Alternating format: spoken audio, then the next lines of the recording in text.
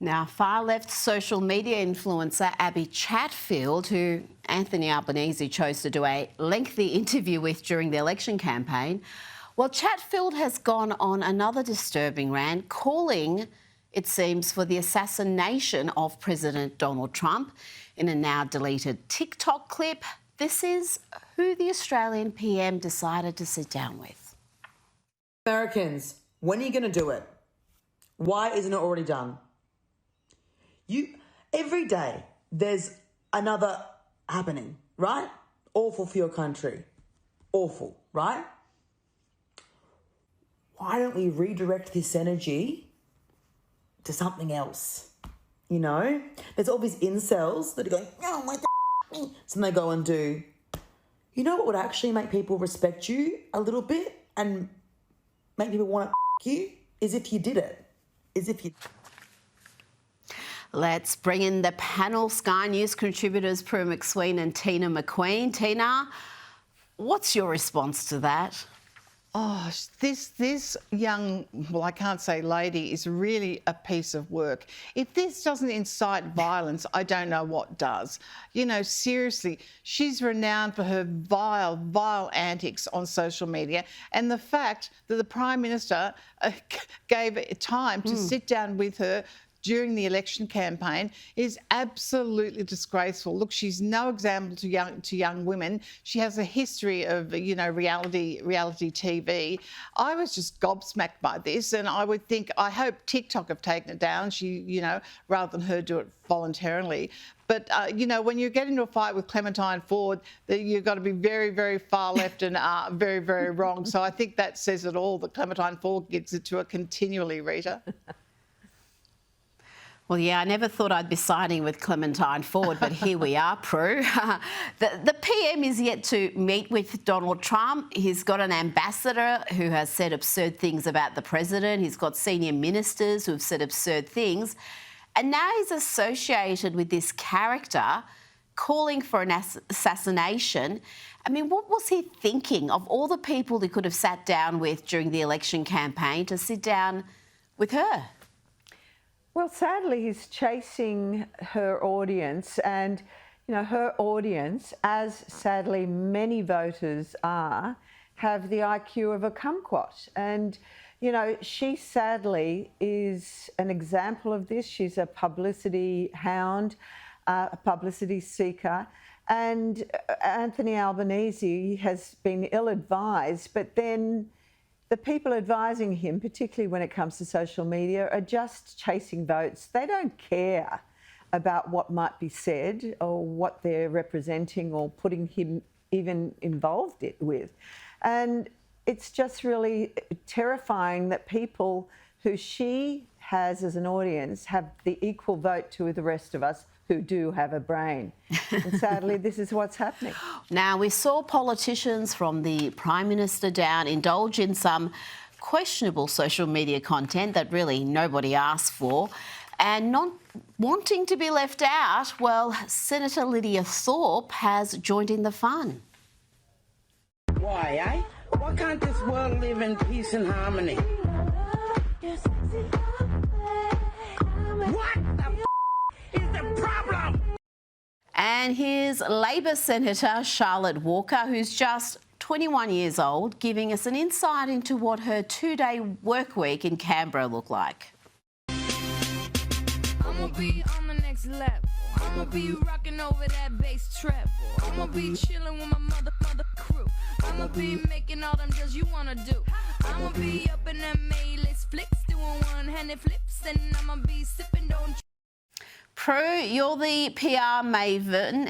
Is this content bringing these politicians closer with their voters, giving them an insight perhaps that they otherwise wouldn't have? I'm struggling to see what the point of it all is.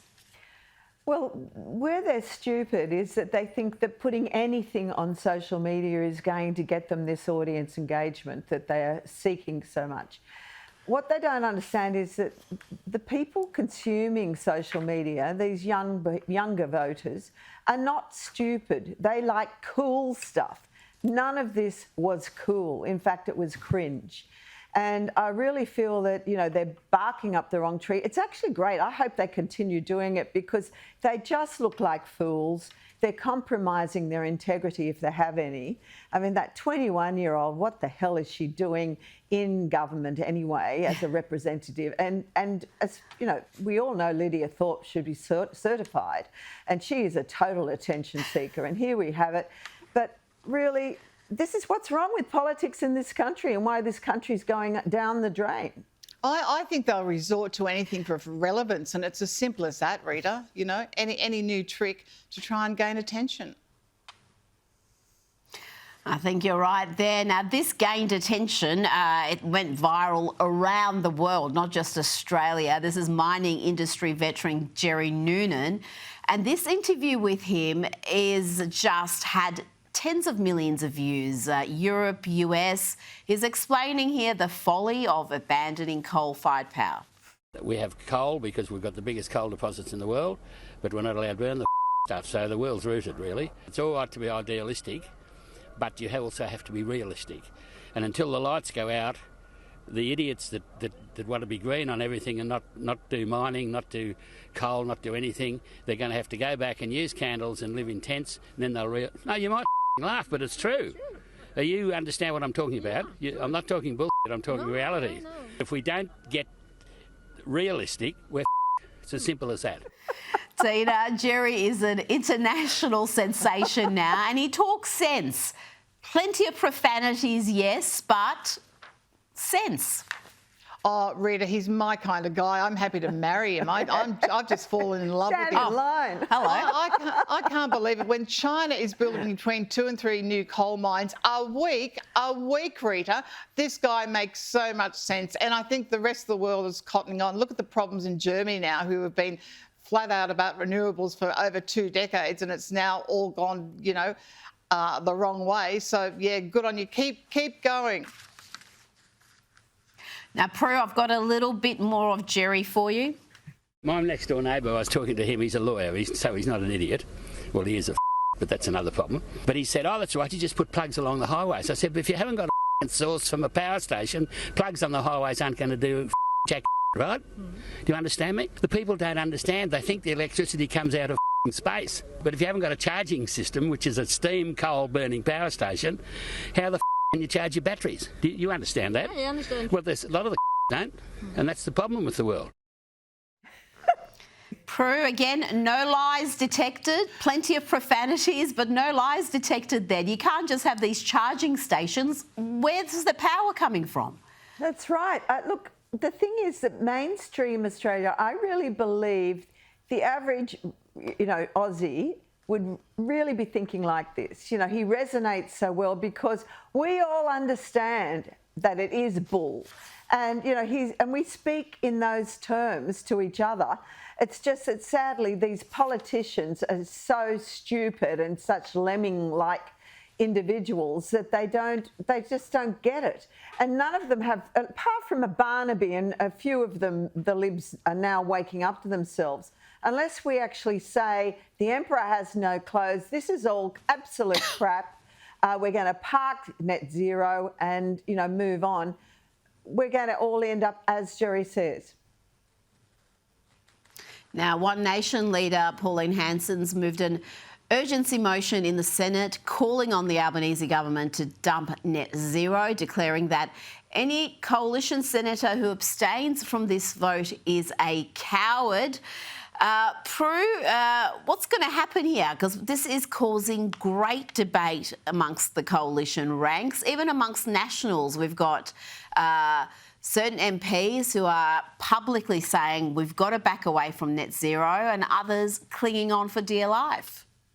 Well, let's hope, and good on Pauline for skewering them, because she's talking sense. And this is the point of difference. If Susan Lee doesn't adopt the abandonment of net zero, then she's lost a lot of people. This is her chance to prove that she's not just a pseudo-conservative, that she's not just one other progressive, which is really just Labor light. If she could back this, we've seen it with Liberals in South Australia, Western Australia, and of course Barnaby and McCormack. And I think unless we do this, you know, thanks to Pauline Hanson, that she's making them, you know, show their true colours. And it's about time, because until we abandon net zero, you know, we're going to have China, everybody else just carrying on and, you know, pretending that they're going to follow it. But of course we know they're not. And who's going to find them? Who's going to keep them accountable? Meanwhile, we're the mugs who are paying all these electricity prices that are just soaring. Tina, I'm going to be speaking to Senator Alex Antic about this very shortly. Yep.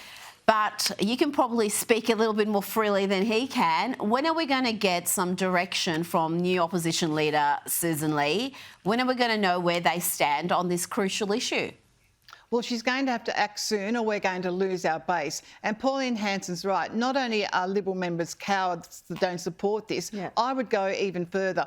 I would say do not pre-select them. Take very careful what seat they're in. If they oppose this and go against the will of the majority of the Australian public, get rid of them, dump them, pre-select someone else more in line with those views to save the country. Hear, hear. Prue MacSween, Tina McQueen, thank you so much for your time tonight.